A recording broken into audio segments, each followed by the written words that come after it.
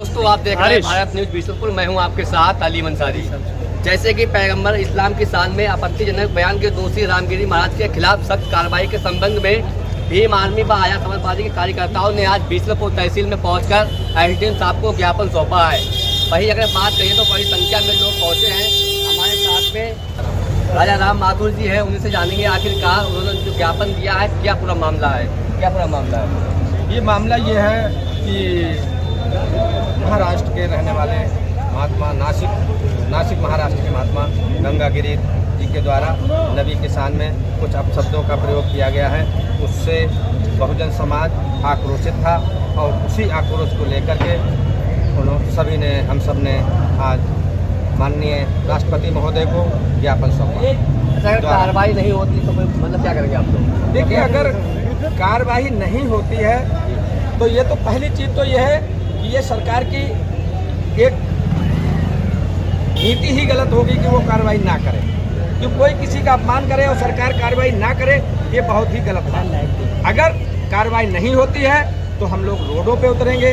हमारे पास और कुछ तो नहीं है, झंडा और डंडा 24 घंटा हमारा तैयार है। हम रोडों पे उतर करके धरना प्रदर्शन करेंगे और सरकार को मजबूर करेंगे कि बाबा को जेल की सलाखों के पीछे भेजें। कोलकाता में जो रेप की घटना आई दौड़ के साथ में, तो उसको आप किस तरह से जा देख रहे हैं? देखिए, एक महिला बेटी, चाहे वो मेरी हो चाहे किसी और की हो, दिन रात हम सबकी सेवा करती है, मरीजों की सेवा करती है और वो देर अबेर उसे मजबूरी में अपने अस्पताल से अपने घर जाना पड़ता है।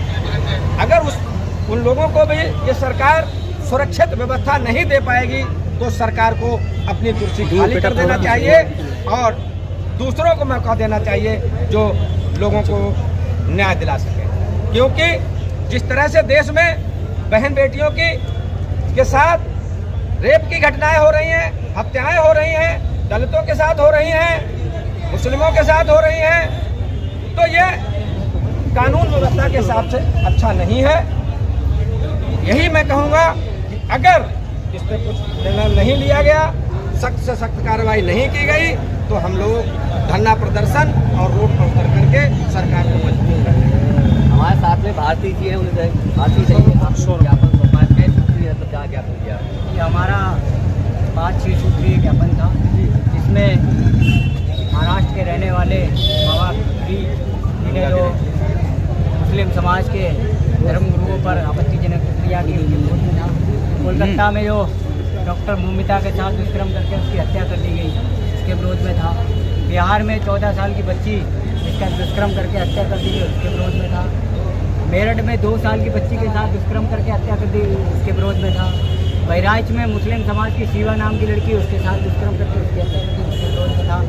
अगर इन अपराधियों पर, बलात्कारियों पर सरकार सख्त कार्रवाई नहीं करती तो सरकार को अपने पदों से इस्तीफा दे देना चाहिए।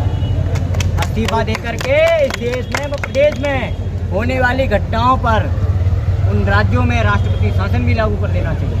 क्योंकि आपकी ये घटनाएं आपके कानून की पोल खोल रही हैं। कानून व्यवस्था की जो पोल खोलती है वो इन घटनाओं से देखने को मिल रहा है कि एक 2 साल की बच्ची जिसके साथ रेप हो जाता है और इस देश का प्रशासन और शासन मौन होकर के बैठता।